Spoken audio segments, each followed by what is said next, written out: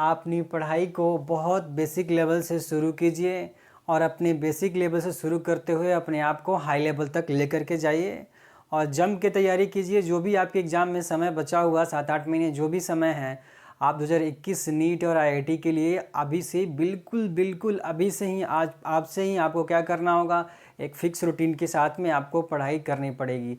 क्या क्या करना होगा वो एक वीडियो बना करके मैंने पहले ही आपको डाल रखा है, आप वो वीडियो देख सकते हैं। अगर आपने नहीं देखा तो ज़रूर जा कर के वो देखिए।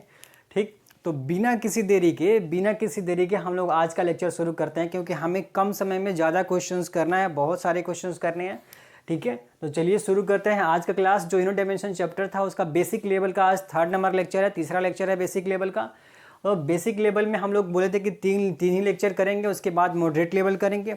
तो मॉडरेट लेवल जो बच्चे जो है आईआईटी और नीट करके तैयारी कर रहे हैं उनके लिए बहुत इंपॉर्टेंट होने वाला है, बहुत इंपॉर्टेंट मॉडरेट लेवल होने वाला है, क्योंकि उसमें सिर्फ आईआईटी और नीट में जितने सारे क्वेश्चंस अभी तक पूछे गए होंगे 20-25 साल में, वो सारे क्वेश्चन जो है मॉडरेट लेवल वाले लेक्चर्स में कराए जाएंगे। तो जो बच्चे इनके लिए कंपटीशन के लिए प्रिपरेशन कर रहे हैं वो ज़रूर उस सारे के सारे मॉडरेट लेवल वाले लेक्चर्स देखेंगे। और साथ में ये बेसिक लेवल उसके लिए ज़रूरी है, क्योंकि आप जब पहले आप चीज़ों को नहीं समझ पाएंगे तो फिर आगे चीज़ों में आपको दिक्कत आएगा। तो चलिए आज का क्वेश्चन शुरू करते हैं। पहला नंबर क्वेश्चन आज का है कि the temperature of 2 bodies are measured as, इतना दिया हुआ है, और द टेम्परेचर डिफरेंस इज पूछा जा रहा है। यानी कि आपसे क्वेश्चन में कहा जा रहा है कि 2 बॉडी है और दोनों बॉडी का टेम्परेचर जो है जब हम मेजर करते हैं किसी मेजरमेंट करने वाले डिवाइस से, तो जो है आपको क्या मिलता है, एक टेम्परेचर इतना मिलता है एक बॉडी का, दूसरी बॉडी का टेम्परेचर इतना मिलता है। और हमें क्या बताना है, टेम्परेचर डिफरेंस बताना है। तो अब जो है एक्चुअली में हम लोग आ गए हैं मेजरमेंट वाले सेक्शंस पे। यूनिट वाला जब हमने पढ़ रखा है, आपको डायमेंशंस वाले क्वेश्चंस भी हमने कल देख रखे हैं। अब मेजरमेंट वाले क्वेश्चंस, और मेजरमेंट वाले में क्वेश्चन में इंपॉर्टेंट क्या होता है एग्जाम के लिए, वो होता है एरर और सिग्निफिकेंट फिगर। तो उसके क्वेश्चंस हम लोग आज करने वाले हैं। तो ये एक्चुअली में एरर के क्वेश्चंस हैं। ठीक, आपको टेम्परेचर दे रखा था, कभी भी अगर टेम्परेचर ऐसे लिखा है इसका मतलब ये है कि ये रियल वैल्यू एक्चुअल वैल्यू मानी जाती है और ये एक तरह से एरर है। 0.5 डिग्री सेल्सियस का एरर रिकॉर्ड किया जा रहा है। और दूसरी बॉडी में भी, दूसरी बॉडी का एक्चुअल टेम्परेचर 50 डिग्री सेल्सियस और प्लस माइनस 0.5 डिग्री सेल्सियस का क्या है, एरर है। यानी टेम्परेचर उस बॉडी का 50 से आधा ज़्यादा 50.5 डिग्री सेल्सियस या 49.5 डिग्री सेल्सियस हो सकता है। ये 0.5 डिग्री सेल्सियस क्या है, एरर है। तो अगर प्लस माइनस करके कभी भी कुछ क्या है तो ये क्या है, एरर को रिप्रेजेंट कर रहा होता है। तो ये आपके क्वेश्चन में दे रखा है। अब आपसे पूछा रहा है डिफरेंस। तो देखिए कभी भी एडिशन और डिफरेंस दोनों की बात करेंगे ना एरर वाले टॉपिक में, तो कभी भी एक बात आप दिमाग में हमेशा रखिएगा, क्या रखिएगा, कि एरर कभी भी डिफरेंस नहीं होगा। एरर का कभी भी डिफरेंस नहीं निकालेंगे। एरर हमेशा जो होता है वो क्या होता है, प्लस ही होता है, घटता नहीं है। मतलब मैं ऐसा कह सकता हूं कि आपने कोई गलती किया और उस गलती को सुधारने के लिए आप दूसरी गलती कर दिए, तो ऐसा तो होगा नहीं, दोनों बार आपकी गलती ही काउंट की जाएगी। मैंने बोलूँगा कि इस रूम की लेंथ अगर आप मेजरमेंट कीजिए, ठीक, तो आपने पहली बार मेजरमेंट किया तो हो सकता है 1 मीटर ज़्यादा मेजर करके बता दिए, अगली बार में आपने मेजरमेंट किया तो 1 मीटर कम बता दिया।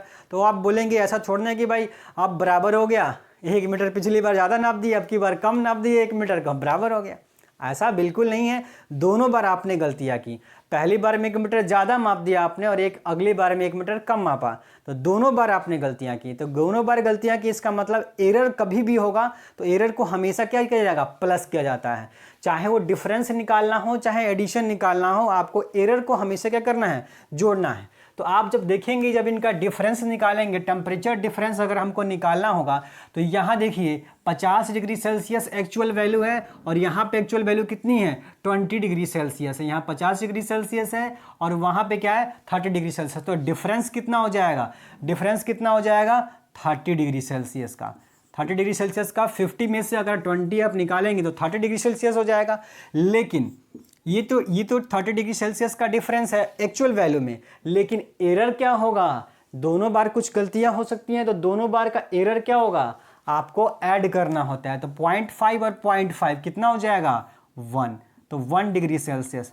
तो ऐसा ऑप्शन कौन सा दिया हुआ है, 30 degree Celsius plus minus 1 degree Celsius, क्योंकि एरर को हमेशा जोड़ना है।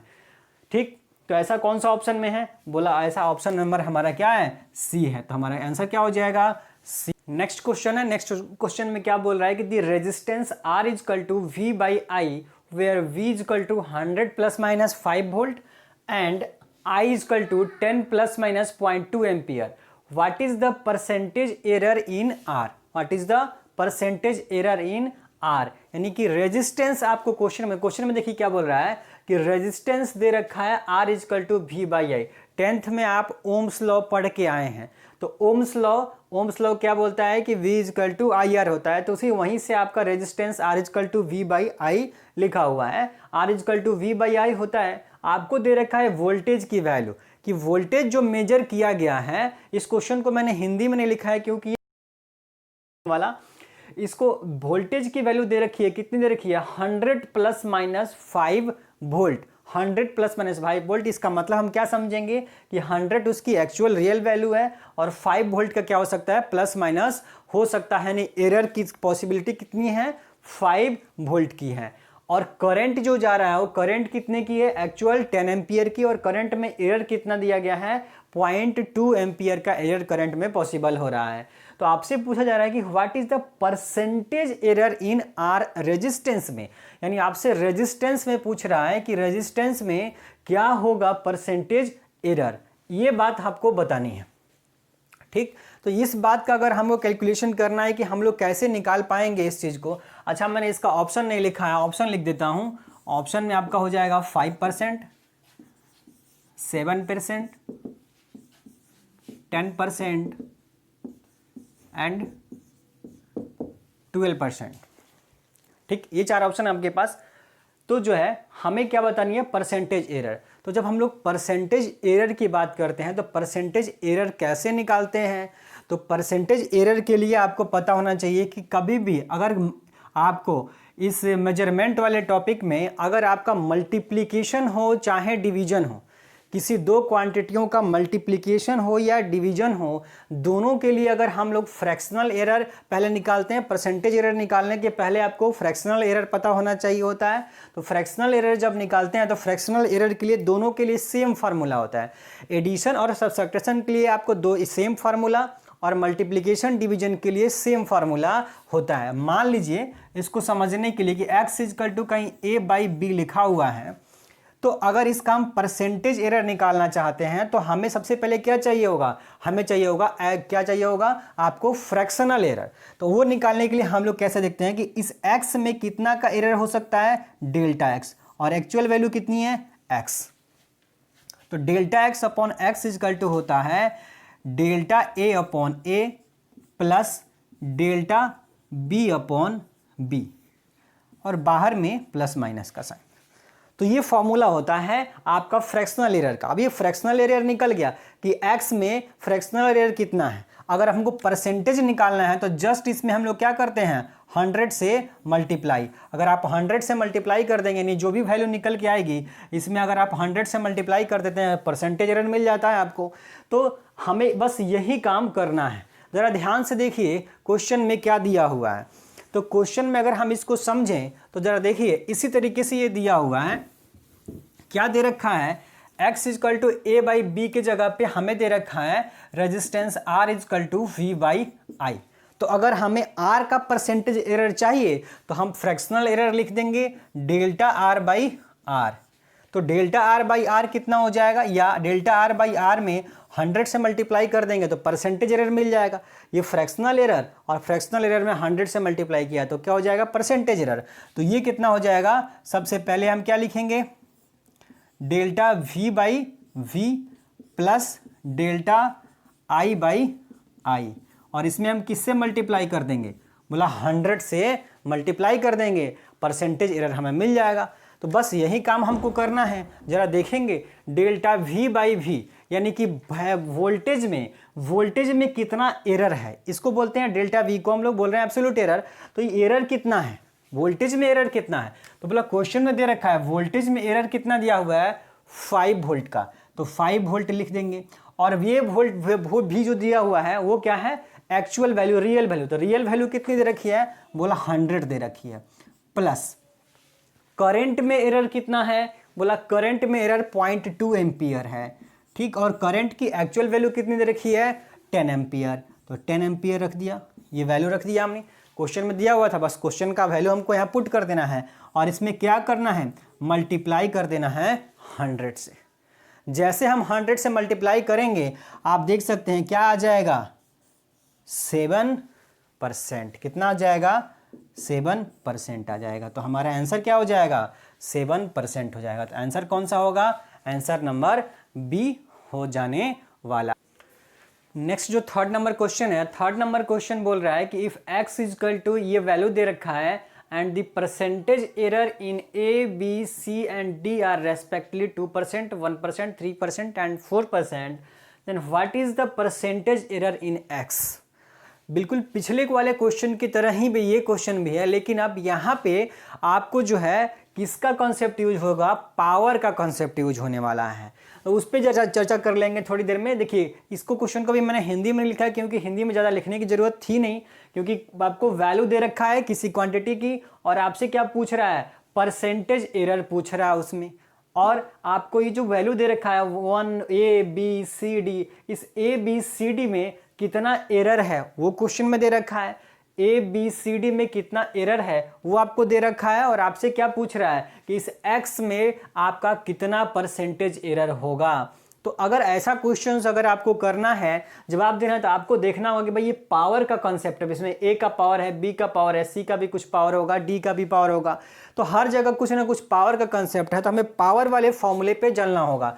तो अगर हम पावर वाले फॉर्मूले पे चलेंगे तो अगर x is equal to A to the power n upon B to the power m, अगर ऐसा कोई क्वांटिटी लिखा हुआ है, अगर ऐसी कोई क्वांटिटी है और अगर हमसे क्या पूछा जाए, हमसे पूछा जाए कि आप बताइए, हमने आपको बार बार बोला अभी कि भाई परसेंटेज एरर पता करने से पहले आपको क्या पता करना पड़ता है फ्रैक्शनल एरर, और फ्रैक्शनल एरर में जस्ट आपको 100 से मल्टीप्लाई करना होता है। तो अगर इसके फ्रैक्शनल एरर की अगर बात हम लोग करते हैं तो जो पावर होता है ना पावर, वो जस्ट पावर कहाँ आ जाता है मल्टीप्लाई में आ जाता है। तो n जो पावर था वो n a का पावर था, तो a के साथ में मल्टीप्लाई कर जाएगा, क्या हो जाएगा a के साथ मल्टीप्लाई हो जाएगा, तो n बाहर आ जाएगा और a के साथ मल्टीप्लाई, a और a का एरर कैसे लिखेंगे डेल्टा a बाई a लिखते हैं। इसी तरीके से जो नीचे वाला है, नीचे वाला क्या हो जाएगा m क्या हो जाएगा b के साथ मल्टीप्लाई हो जाएगा, और b में क्या आ जाएगा डेल्टा b अपॉन b आ जाता है, बाहर में आप प्लस माइनस लिख सकते हैं। तो चाहे ये आपको इस पावर वाले कॉन्सेप्ट में आपको एक ध्यान रखना है कि ये b to the power m यहाँ लिखा हो या a to the power n into B के पावर m, अगर ऐसे भी लिखा हो, डिवाइड की जगह अगर मल्टीप्लाई में भी अगर ये हो ना, तब भी आपको क्या लिखना है, फॉर्मूला हमारा सेम ही होता है, यही यूज होता है। तो जस्ट करना क्या होता है, बहुत आसान है, जस्ट पावर को आप क्या कीजिए बाहर कर लीजिए, पावर को आप बाहर कर लीजिए, और जो आपका पिछला फॉर्मूला था delta A by A delta B by B, बस आपको लिखते हुए चले जाना होता है, जस्ट पावर से आपको साथ में मल्टीप्लाई करते हुए चलना होता है। तो इसी फार्मूले का इस्तेमाल करके हम यहाँ पे लगाएंगे और इस फॉर्मूले के क्वेश्चन को हम लोग करने वाले हैं। जरा देखते हैं कैसे करेंगे, देखिए जरा कैसे करना है आपको क्वेश्चन में जरा देखिए। अगर आप लिखना चाहें तो इसको x को जगह पे क्या लिखेंगे, यहाँ पे डेल्टा x अपॉन x लिखेंगे। अब जरा देखिए a का पावर कितना है, a का पावर बोला 2 है, तो 2 है तो सबसे पहले सर 2 लिख देंगे, उसके बाद क्या लिखेंगे डेल्टा a बाई a लिख देंगे, उसके बाद क्या लिखेंगे a है तो डेल्टा a बाई a, फिर उसके बाद प्लस का साइन देंगे, b का पावर कितना है 3 है, तो बोला सर पहले 3 लिख देंगे, फिर उसके बाद डेल्टा b बाई b लिख देंगे। उसके बाद कौन है c, तो c का पावर यहाँ कितना है, बोला 1 है, तो 1 लिख देंगे प्लस में, और डेल्टा c अपॉन c लिख देंगे। फिर d का पावर कितना दिया हुआ है, d का पावर रूट है, तो रूट का मतलब होता है पावर हाफ 1/2, अगर d का पावर कितना दिया है 1/2, रूट का मतलब होता है पावर 1/2, तो इसलिए यहाँ पावर के ले लेंगे 1/2, तो 1/2 कहाँ आ जाएगा बाहर, और d की जगह पे क्या लिखेंगे हम लोग डेल्टा d अपॉन d। अब ये लिख देना है, और देखिए क्वेश्चन में हमको पहले से परसेंटेज एरर ही दे रखा है, पहले से क्वेश्चन में हमको क्या दे रखा है परसेंटेज एरर दे रखा है, तो फिर हमको अलग से कोई परसेंटेज एरर निकालने की ज़रूरत नहीं है, यानी ये ऑलरेडी है, इसमें जस्ट हमको 100 से मल्टीप्लाई कर दीजिए। ये सारा पहले से इसमें 100 से मल्टीप्लाई किया हुआ हमको दिया हुआ है, ये सारी की वैल्यू अगर इसमें सब में आप 100 से मल्टीप्लाई कर दें, इसमें भी 100 से मल्टीप्लाई कर दें और इसमें भी 100 से मल्टीप्लाई कर दें, तो ये सारी की वैल्यू, ये परसेंटेज एरर ए की हो गई, ये परसेंटेज एरर बी की हो गई, ये सी की हो गई और ये डी की परसेंटेज एरर हो गई जस्ट। और ये सभी की वैल्यू आपके सामने है। तो x की परसेंटेज एरर ये क्या हो जाएगी, x की परसेंटेज एरर, वहीं तो पूछ रहा है परसेंटेज एरर इन x, तो बस आपको करना क्या है, 2 यहाँ है, 2 रख दीजिए। a का परसेंटेज एरर कितना दे रखा है, a का बोला 2, तो 2 × 2 हो जाएगा, प्लस 3 है और b का कितना दे रखा है 1, तो बोला 3 से 1 में मल्टीप्लाई करवा दीजिए, फिर प्लस डेल्टा c/c, तो c का कितना परसेंटेज एरर है, बोला 3% है, 1 × 3%,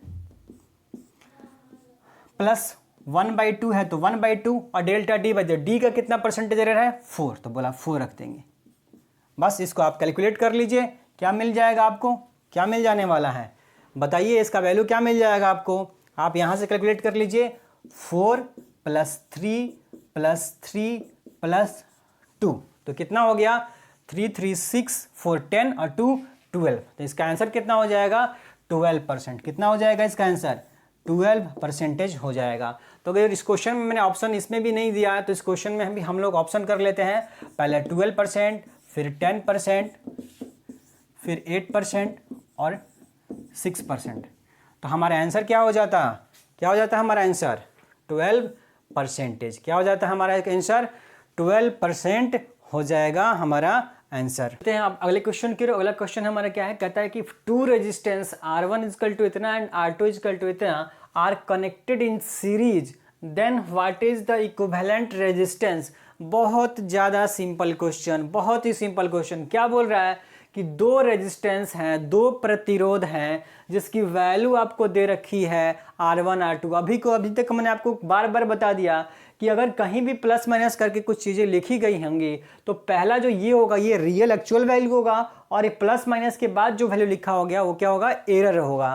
तो R1 रेजिस्टेंस, 2 रेजिस्टेंस आपको दे रखा है और आप दोनों को किस में जोड़ दिया है, श्रेणी क्रम में। 2 प्रतिरोध को किस में जोड़ा गया है, श्रेणी क्रम में जोड़ दिया गया है। और आपसे क्या पूछा जा रहा है, what is the equivalent resistance, आपसे समतुल्य प्रतिरोध पूछा जा रहा है। तो बोला इस क्वेश्चन का आंसर अगर आपको करना है तो हमको पता होना चाहिए कि भाई इक्विवेलेंट रेजिस्टेंस सीरीज में क्या होता है। तो सीरीज में क्या होता है, एक्चुअली में ये 10th में भी आप पढ़ के आए हैं, 12th क्लास में भी आपको पढ़ना है।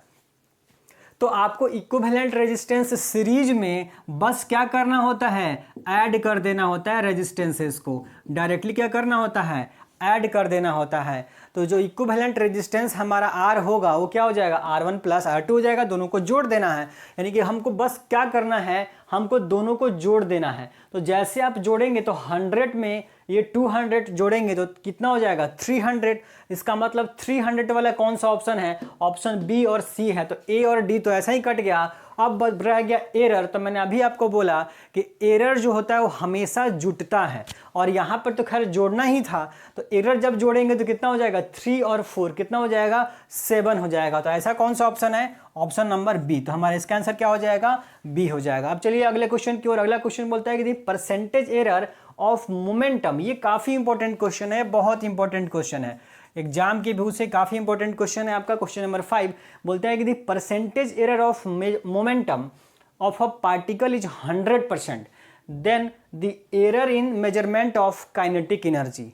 आपसे बोला जा रहा है कि कोई पार्टिकल है और उस पार्टिकल का जब हम क्या चीज मेजर कर रहे हैं, मोमेंटम, तो हमसे कितनी गलती हो जा रही है, 100% की गलती हो जा रही है।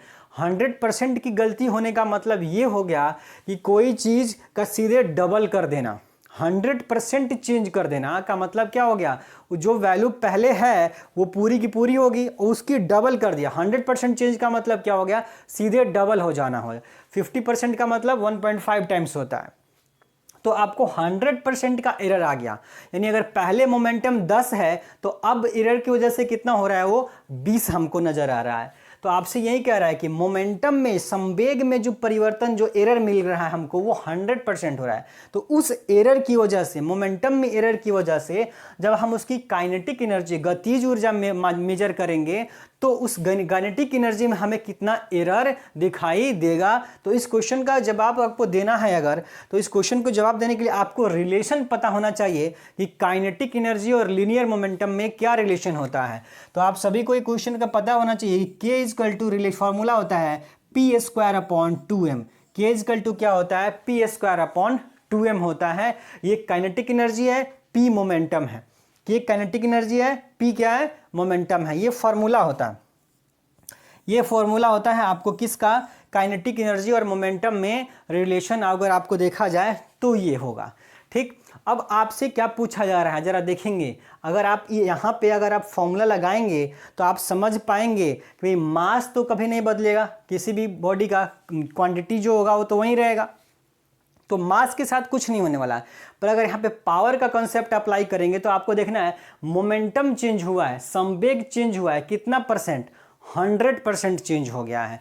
तो अगर आप यहाँ से ये जो मोमेंटम है, ये जो काइनेटिक एनर्जी है वो मैं इनिशियल मान लेता हूँ, इनिशियल काइनेटिक एनर्जी कितनी है, k1 is equal to P square by 2m है। लेकिन आप इस रिलेशन के साथ अगर आप जाएंगे तो आपको क्या पता चल रहा है, इस रिलेशन के साथ अगर आप जाएंगे तो क्या पता चलेगा, मोमेंटम में 100% की चेंज हो गई है। यानी कि मोमेंटम अब जो होगा वो क्या मिलेगा, अब जो मोमेंटम होगा वो 100% चेंज हो गया, यानी कि वो डबल हो गया है। तो अब जो p होगा मोमेंटम, उसके जगह पे हम क्या लिखेंगे, 2p लिखेंगे, और मोमेंटम का स्क्वायर यानी कि 2p का स्क्वायर, और मास तो आपका वहीं रहता है तो वहीं रह जाएगा। तो अगर ये आप करते हैं ऐसा तो करेंगे तो क्या मिलेगा आपका, 4p स्क्वायर अपॉन 2m हो जाएगा। ये क्या हो जाएगा, 4p स्क्वायर अपॉन 2m हो जाएगा। ऐसा क्यों किया, 2p क्यों लिया, क्योंकि मोमेंटम आपका डबल हो गया है, 100% का चेंज हुआ है। तो मोमेंटम p से 2p हो जाएगा, और 2p का स्क्वायर करेंगे तो 4p स्क्वायर। और अभी आप देखिए p स्क्वायर बाई 2m क्या होगा, k1 होगा, P square by 2m k1 होगा।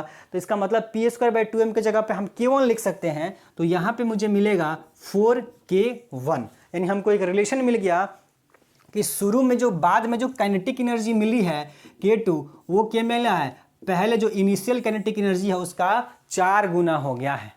तो अगर मोमेंटम डबल होगा तो काइनेटिक एनर्जी 4 गुनी हो जाएगी। तो ये रिलेशन मिल गया। और हमें क्या पता करना है भाई, हमें तो पता करना है कि काइनेटिक एनर्जी में एरर कितना हुआ है, एरर कितना हुआ, यानी चेंज की तरह से कितना हुआ है। तो अगर आपको परसेंटेज एरर चाहिए काइनेटिक एनर्जी में, तो आपको काइनेटिक एनर्जी में change upon original kinetic energy into 100%, ये आपको करना पड़ेगा। अगर आप ये करेंगे आंसर मिल जाएगा। चेंज इन काइनेटिक एनर्जी कितना का चेंज हुआ है जरा बताइए।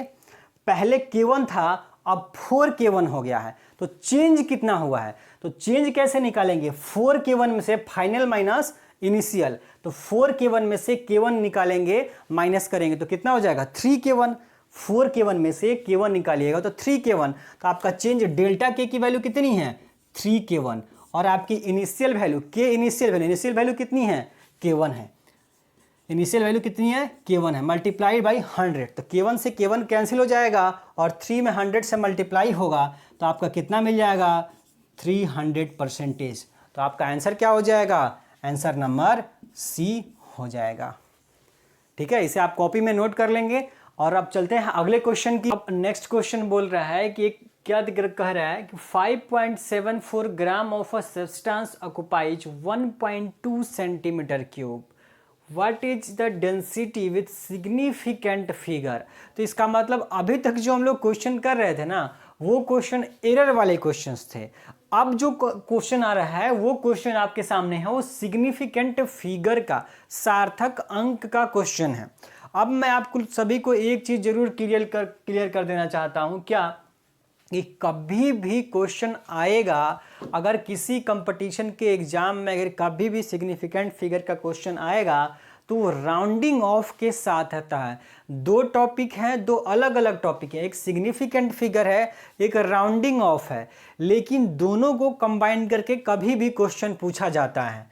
ठीक, तो आपको ये क्वेश्चन मैं समझा दे रहा हूँ। क्या बोल रहा है कि कोई वस्तु है, कोई पदार्थ है, कोई मटेरियल है जिसका मास दे रखा है कितना ग्राम, 5.7 ग्राम है, और वो कितना स्पेस ऑक्युपाई कर रहा है, कितना जगह घेरता है। जगह घेरने का मतलब आयतन कितना है, एक तरह से कह सकते हैं, वॉल्यूम कितना है, वो कितना दिया हुआ है 1.2 सेंटीमीटर क्यूब दे रखा है।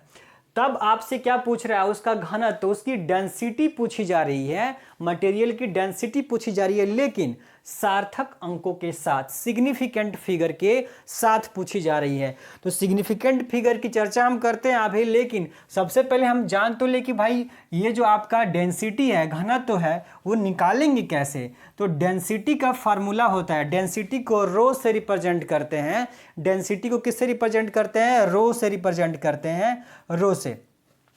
तो डेंसिटी इजकल टू होता है mass upon volume, mass upon volume.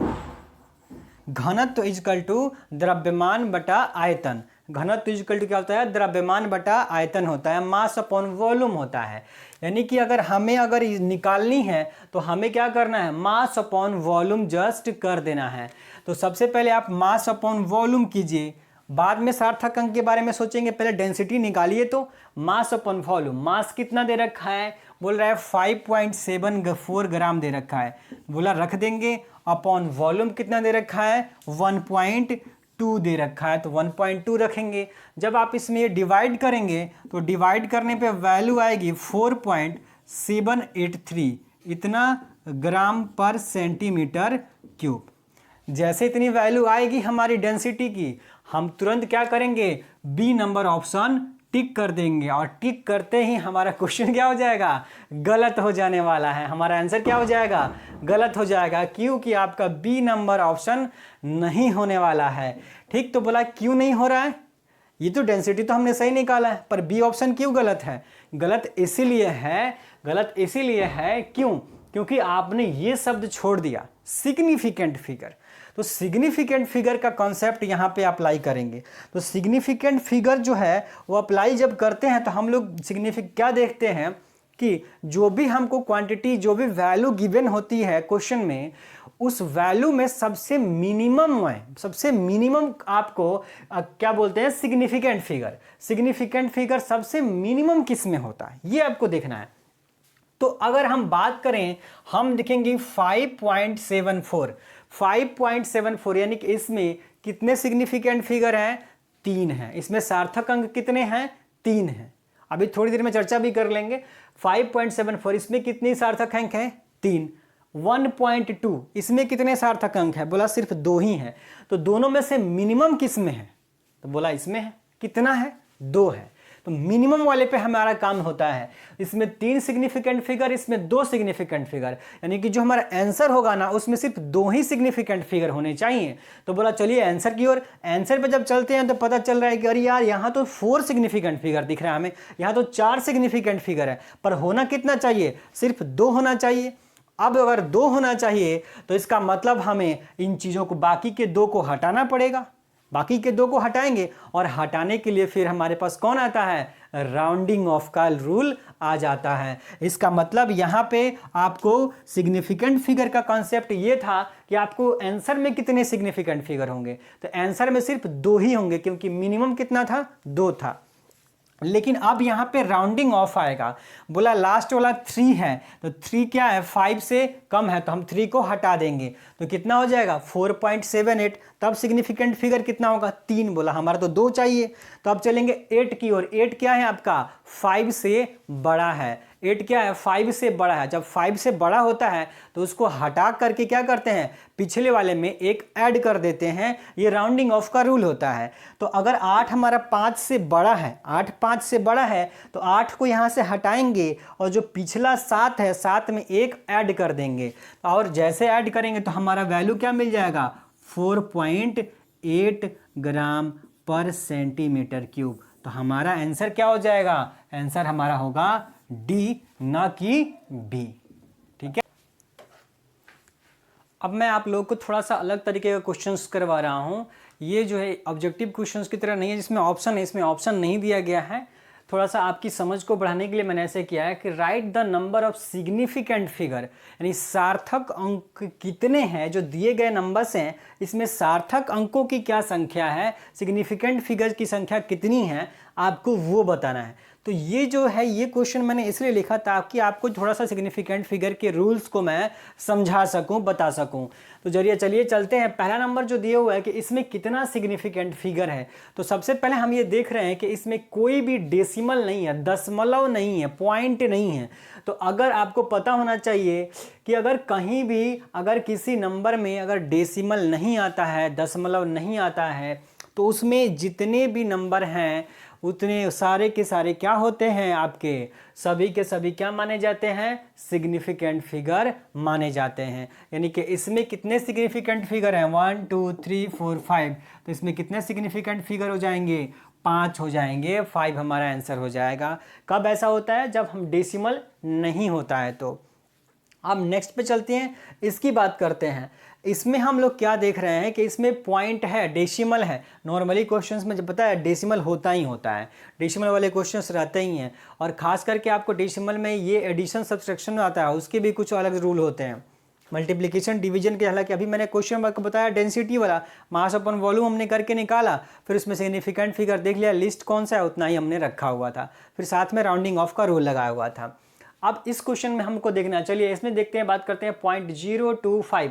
इसमें क्या करना है, तो इसके लिए हमारे पास रूल होता है कि अगर डेसिमल वाला कोई नंबर है, तो अगर डेसिमल वाला कोई नंबर है तो डेसिमल के लेफ्ट में अगर कोई जीरो है, अगर आपको लेफ्ट में कोई भी नॉन जीरो नंबर नहीं है, नॉन जीरो नंबर नहीं होने का मतलब 1 2 3 4 5 नहीं है, तो हम देख रहे हैं कि पॉइंट के लेफ्ट में कोई भी 1 2 3 4 नहीं है, केवल जीरो है, तो इस जीरो को हम लोग काउंट नहीं करते हैं। साथ ही साथ डेसिमल के तुरंत बाद, डेसिमल के तुरंत बाद जस्ट राइट साइड में जितने भी जीरो होते हैं उसमें से किसी भी जीरो को हम लोग काउंट नहीं करते हैं। इसका मतलब अगर डेसिमल के पहले कोई भी नंबर ना हो, 1 2 3 4 वाले नॉन जीरो नंबर ना हो, वैसे केस में डेसिमल के तुरंत पहले और तुरंत बाद वाला जितना भी जीरो होता है उसको काउंट नहीं किया जाता है। इसका मतलब ना हम इसको काउंट करेंगे ना हम इसको काउंट करेंगे, तो किसको काउंट हम करेंगे, 2 और 5 को। तो कितना सिग्निफिकेंट नंबर हो जाएगा इसके अंदर, 2। इसका आंसर कितना हो जाएगा, 2 हो जाएगा। अब चलते हैं इसकी तरफ।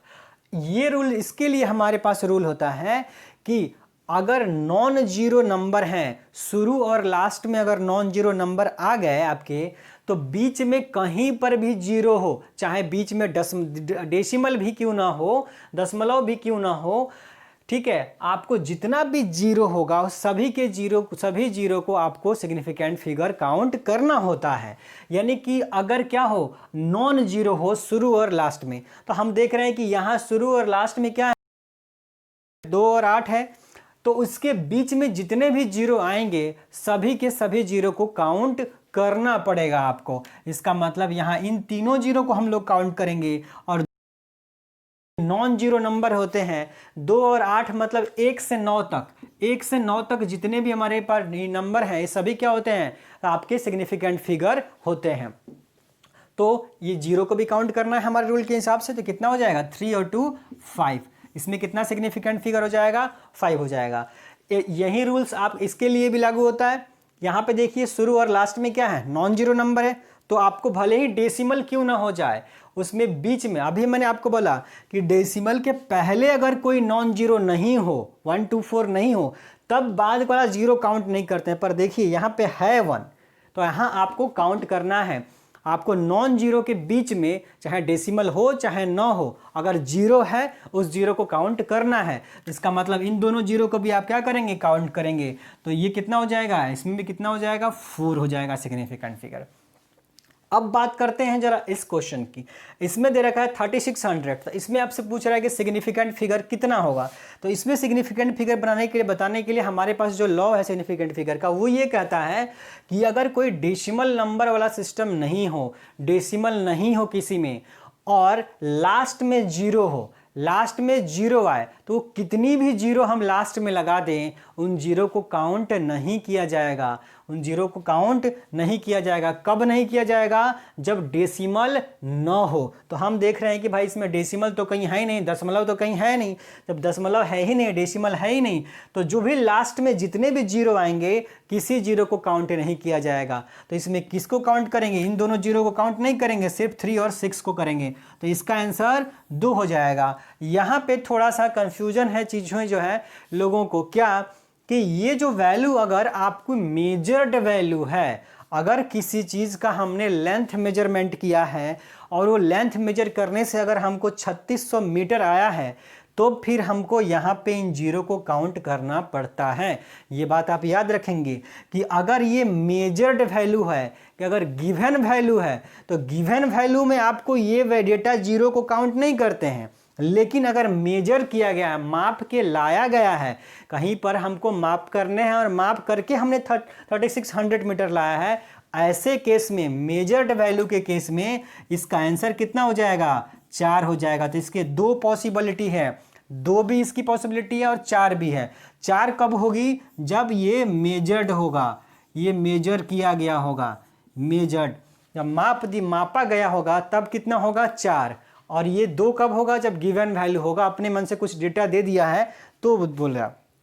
ठीक, नेक्स्ट क्वेश्चन बोल रहा है कि 3.600। अब इसके लिए जो हमारे पास रूल है वो कहता है कि अगर कोई डेसिमल वाला नंबर है, तो डेसिमल वाले नंबर के केस में लास्ट में जो भी जीरो आएगा सबको काउंट करना होता है। ये वाला रूल बोल रहा था कि अगर डेसिमल नहीं है तो काउंट मत करो लास्ट के जीरो को, और ये बोलता है कि अगर डेसिमल है तो काउंट कर लो लास्ट वाले को। तो बोला है जीरो, यहाँ डेसिमल तो है हमारे पास, तो हम क्या करेंगे? इन दोनों को काउंट कर लेंगे। तो 3 और 6 और ये दोनों को भी जीरो काउंट करना पड़ेगा। तो इसका आंसर कितना हो जाएगा? 4 हो जाता है। तो ये कुछ बेसिक क्वेश्चंस थे आपके सिग्निफिकेंट फिगर के, जो थोड़ा अलग तरीके से सिग्निफिकेंट फिगर के जो रूल्स थे उसको समझा करके मैंने आपको बताने की कोशिश की। तो जो बेसिक लेवल वाला हम लोग का टॉपिक चल रहा था, ये बेसिक लेवल आज अब समाप्त हो गया है। इसके बाद जो हम लोग का नेक्स्ट लेवल शुरू होने वाला है वो मॉडरेट लेवल। तो यूनिट डायमेंशन चैप्टर का मॉडरेट लेवल कल से वीडियो आप उसका अपलोड होगा, कल से आप उसको पढ़ पाएंगे। उसमें हम लोग IIT JEE और नीट और जनरल कंपटीशन के अंदर जितने भी क्वेश्चंस पूछे गए हैं वो सारे के सारे क्वेश्चंस हम लोग मॉडरेट लेवल में करेंगे। तो काफ़ी ज़्यादा इंपॉर्टेंट है बच्चों के लिए। ठीक है, तो बिल्कुल आप वीडियो जितना हो सके उतना ज़्यादा, मैं रोज़ बोल रहा हूँ कि उतना ज़्यादा शेयर कीजिए, अपने दोस्तों को जोड़िए और जम के आप मेहनत कीजिए, पढ़ाई कीजिए और पहले अटेम्प्ट में ही आप एग्ज़ाम को क्रैक कीजिए।